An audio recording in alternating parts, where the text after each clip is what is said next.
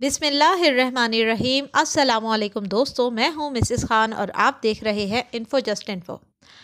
آج ہم بات کریں گے سیدنا موسیٰ کلیم اللہ علیہ السلام کے بارے میں۔ حضرت سیدنا موسیٰ کلیم اللہ علیہ السلام اللہ تعالیٰ کے چہیتے اور لاڈلے نبی ہیں، جن کا ذکر قرآن پاک میں کہیں مختصر اور کہیں تفصیل کے ساتھ بیان ہوا ہے۔ قرآن پاک میں سب سے زیادہ ذکر بھی حضرت موسیٰ علیہ السلام کے واقعات کا ہوا ہے، جیسا کہ ارشاد باری تعالیٰ ہے، اس قرآن میں موسیٰ کا بھی ذکر کرو جو چنا ہوا اور رسول اور نبی تھا۔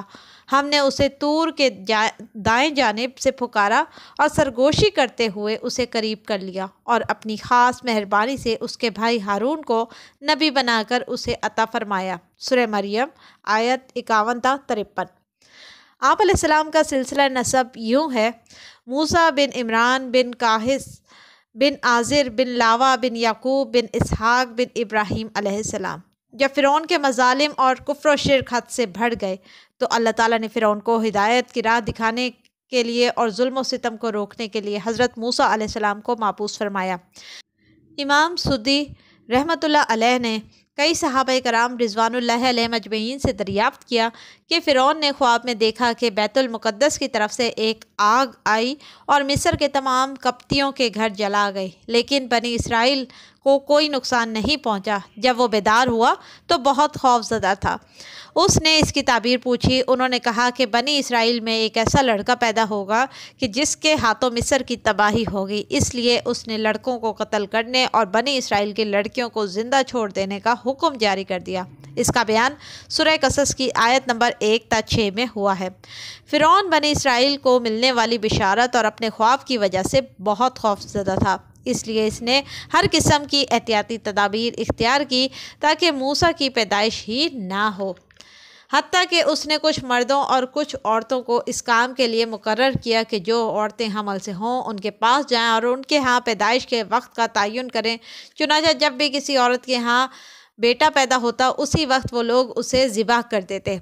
ادھر فرعون کی یہ تدبیریں تھیں اور ادھر قسمت میں کچھ اور ہی لکھا جا چکا تھا کہ جس بچے کے خوف سے بے شمار معصوم بچوں کو قتل کروا رہا ہے اور اپنی ہی افواج اور اقتدار کی طاقت پر نازا ہے، وہ بچہ تیرے ہی گھر میں پرورش پائے گا اور تیرے ہی گھر میں کھائے گا، پیے گا اور پلے گا، اور اللہ وحدہ لا شریک کے رازوں کو تو کون جان سکتا ہے۔ تیری دنیا اور آخرت کی تباہی اسی کے ہاتھوں ہوگی، کیونکہ تو سرکش ہے، حق سے منہ پھیرتا ہے اور کفر و شرک کرتا ہے۔ تیری تباہی سے تمام عالم کو معلوم ہو جائے گا کہ اللہ ہی معبود برحق ہے، طاقت والا، قدرت والا ہے۔ متعدد مفسرین کا بیان ہے کہ قبطیوں نے فرعون سے شکایت کی کہ بنی اسرائیل کے لڑکے قتل کرنے کی وجہ سے ان کی تعداد کم ہوتی جا رہی ہے اور خطرہ ہے کہ ان کے بڑے مر جائیں گے اور بچے قتل کر دیے جائیں گے، تو ایک وقت ایسا آئے گا کہ جب ہمیں وہ سب کام خود کرنے پڑیں گے جو بنی اسرائیل کرتے ہیں۔ تب فرعون نے حکم دیا کہ 1 سال لڑکے زندہ رہنے دیے جائیں اور 1 سال لڑکے قتل کر دیے جائیں۔ حضرت موسیٰ علیہ السلام اسی سال پیدا ہوئے جس سال بچے قتل کیے جاتے تھے، اور حضرت ہارون علیہ السلام اس سال پیدا ہوئے جس سال بچے قتل نہیں کیے جاتے تھے۔ اس لیے آپ علیہ السلام کی والدہ بہت فکر مند ہوئی اور انہوں نے ابتدائے حمل سے ہی احتیاط کرنا شروع کر دی۔ ان سے حمل کی علامات بھی ظاہر نہ ہوئیں جس کی وجہ سے دوسروں کو حمل کا علم ہو سکتا تھا۔ بس جب حضرت موسیٰ علیہ السلام کی ولادت ہوئی تو اللہ تعالیٰ نے پہلے ہی ان کے دل میں یہ ڈال دیا کہ ایک صندوق بنا لیں۔ آپ کا گھر دریائے نیل کے کنارے تھا۔ آپ نے صندوق کو ایک رسی سے باندھ دیا۔ وہ حضرت موسیٰ علیہ السلام کو دودھ پلاتی اور جب خطرہ محسوس کرتی تو آپ کو صندوق میں ڈال کر دریا میں چھوڑ دیتی اور خود اس کی رسی کو پکڑ کے رکھتی۔ جب خطرہ دور ہو جاتا تو رسی کے ذریعے صندوق کھینچ کر بچے کو اپنے پاس نکال لیتی۔ اس کا بیان سورہ قصص کی آیت نمبر 7 تا 9 میں ہوا ہے۔ پھر ایک دن انہوں نے لوگوں کے خوف سے موسیٰ علیہ السلام کو صندوق میں ڈال کر دریا میں ڈالا ہی تھا، مگر رسی باندھنا بھول گئیں۔ صندوق دریائے نیل کے پانی میں بہتا ہوا فرعون کے محل کے پاس سے گزرا تو فرعون کے لوگوں نے اسے اٹھا لیا، مگر اسے کھولنے کی جرأت نہ کی اور اسے فرعون کی ملکہ آسیہ کے پاس لے گئی۔ حضرت آسیہ گو کہ فرعون کی زوجہ تھی مگر اللہ پر یقین رکھتی تھی، اور آپ کا سلسلہ نسب حضرت یوسف علیہ السلام کے زمانے میں مصر کے بادشاہ سے ملتا ہے، اور آپ کی عظمت اور مقام کے بارے میں روایات حضرت مریم علیہ السلام کے واقعے میں ذکر کی جائیں گی کیونکہ یہ دونوں خواتین جنت میں نبی کریم صلی اللہ علیہ وسلم کی ازواج مطہرات میں شامل ہوں گی۔ سو جب حضرت آسیہ علیہ السلام نے صندوق کھولا اور کپڑا ہٹایا تو موسیٰ علیہ السلام کا چہرہ انور نبوت سے روشن تھا۔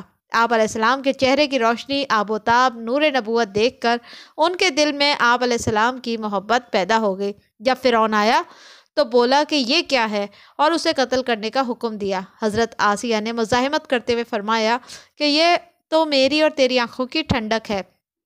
فرعون نے کہا تیرے لیے تو ہے، میرے لیے نہیں۔ آسیہ علیہ السلام نے کہا کہ بہت ممکن ہے کہ یہ ہمیں کوئی فائدہ پہنچا دے یا ہم اسے اپنا بیٹا ہی بنا لیں۔ کیونکہ فرعون کی اولاد نہیں تھی، اس لیے حضرت آسیہ نے انہیں اپنا منہ بولا بیٹا بنا لیا۔ حضرت موسیٰ علیہ السلام فرعون کے محل میں پہنچ گئے۔ ادھر ان کی والدہ کا دل ان کے لیے غمگین تھا۔ اس وقت اللہ تعالیٰ نے ان کو تسلی دی اور بہترین تدبیر کے ساتھ ان کا لخت جگر ان کو لوٹا دیا۔ ہوا یوں کہ آپ علیہ السلام کی والدہ نے بے قرار ہو کر آپ کی بہن کو آپ کے پیچھے روانہ کیا کہ آپ کو دیکھتی رہیں، لہٰذا آپ کی بہن آپ کو دور سے دیکھتی رہی۔ ادھر موسیٰ علیہ السلام کو فرعون کے محل میں جب بھی کچھ کھانا پلانا چاہا تو آپ علیہ السلام نے نہ کسی عورت کا دودھ پیا اور نہ ہی کسی اور چیز کو قبول کیا۔ وہ لوگ بہت پریشان ہوئے، جیسا کہ ارشاد باری تعالیٰ ہے کہ ان کے پہنچنے سے پہلے ہی ہم نے موسیٰ پر دائیوں کا دودھ حرام کر دیا تھا۔ انہوں نے عورتوں کو بازار میں بھیجا کہ کسی ایسی عورت کو ڈھونڈ لاؤ جو انہیں دودھ پلا سکے۔ جب ان لوگوں نے بازار میں معلوم کرنا چاہا تو آپ کی بہن نے ان لوگوں سے کہا کہ میں تمہیں ایسے گھر کا نام بتا دوں جو کہ بچے کے بھی خیر خواہ ہوں اور اس کی پرورش بھی کریں۔ اس پر ان لوگوں نے کہا کہ تمہیں کیسے معلوم کہ وہ لوگ خیر خواہ ہوں گے؟ اس پر اس نے کہا کہ وہ بادشاہ کو خوش کرنا چاہیں گے اور اس سے فائدے کی امید رکھیں گے۔ تو وہ اس بات کو مان گئے اور آپ کی والدہ کو لے کر فرعون کے محل میں آ گئے۔ آپ کی والدہ نے آپ کو دودھ پلانا چاہا تو آپ علیہ السلام فوراً دودھ پینے لگ گئے اور وہ لوگ بہت خوش ہوئے۔ انہوں نے فوراً حضرت آسیہ علیہ السلام کو خوشخبری سنا دی۔ انہوں نے آپ علیہ السلام کی والدہ کو وہاں رہنے کی پیشکش کی، مگر آپ علیہ السلام کی والدہ نے معذرت کر لی کہ میں بال بچوں والی عورت ہوں اور میرا خاوند بھی ہے، اسی صورت میں دودھ پلا سکتی ہوں کہ یہ بچہ میرے ساتھ میرے گھر پر ہی رہے۔ حضرت آسیہ علیہ السلام نے اجازت دے دی اور والدہ کی تنخواہ مقرر کر دی۔ اس کے علاوہ انعام و خلعت سے بھی نوازا۔ آپ بچے کو لے کر گھر پر آ گئی اور اللہ نے بیٹے کو ماں سے ملا دیا۔ موسیٰ علیہ السلام کی پرورش والدہ کی گود میں ہی ہوتی رہی اور یوں آپ علیہ السلام نے جوانی میں قدم رکھا تو اللہ نے انہیں علم و حکمت عطا فرما دی۔ اتفاقاً آپ علیہ السلام ایک ایسے شہر میں داخل ہوئے جہاں لوگ غافل تھے اور وہاں دو آدمیوں کو لڑتے پایا۔ ان میں سے ایک آپ کا رفیق اور دوسرا آپ کے دشمنوں میں سے تھا۔ ان میں سے ایک نے آپ علیہ السلام سے مدد کی فریاد کی، جس پر موسیٰ علیہ السلام نے اسے ایک ضرب لگائی جس سے وہ مر گیا۔ تو حضرت موسیٰ علیہ السلام بہت ہی زیادہ پشیمان ہوئے اور گھبرا کر مصر سے نکل پڑے اور مدائن جا پہنچے۔ یہ واقعہ سورہ قصص میں موجود ہے۔ اور مصر سے نکلنے کی ایک وجہ صرف خوف اور گھبراہٹ ہی نہیں تھی، بلکہ جب فرعون کو معلوم ہوا کہ موسیٰ علیہ السلام کے ہاتھوں قبطی کا قتل ہوا ہے تو اس نے آپ علیہ السلام کو گرفتار کرنے کے لیے سپاہی بھیجے، لیکن ان میں سے ایک وفادار آدمی نے موسیٰ علیہ السلام کو فرعون کے سپاہیوں سے خبردار کر کے وہاں سے نکلنے کا کہا، اور یوں آپ علیہ السلام کا سفر مدین شروع ہوا اور آپ علیہ السلام حضرت شعیب علیہ السلام سے جا ملے۔ مزید بہترین ویڈیوز کے لیے سبسکرائب کیجیے انفو جسٹ انفو اور ہمارے ایک دوسرے چینل ڈیلیشیس کوکنگ ود نور کو سبسکرائب کر لیجیے تاکہ تمام بہترین کھانوں کی ریسیپیز آپ کو ملتی رہیں۔ اگلی ویڈیو تک کے لیے اللہ حافظ۔